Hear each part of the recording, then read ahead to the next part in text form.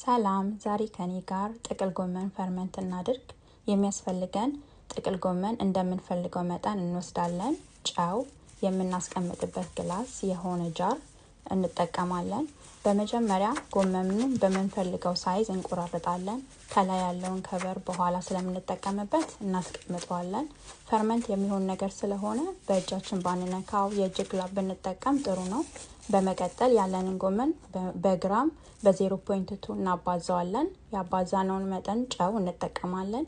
የኔ 1.6 ፓውንድ ካቤጅ ስለነበረ 2 ቴብል ስፑን ሳልት ተጠቅሜያለሁ።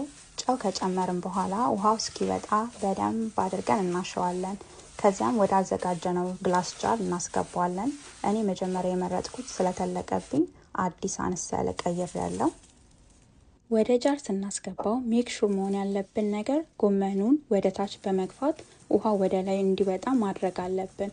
በሩም ቴምፕሬቸር ከ3 እስከ 10 ቀን ካስቀመጥነው ዝግጁ ይሆናል ማለት ነው። ሌሎችን ቬጂቴብል ከኔ ጋር ፈርመንት ማድረግ ከፈለጋችሁ ፎሎ አድርጉኝ። ባይ ባይ።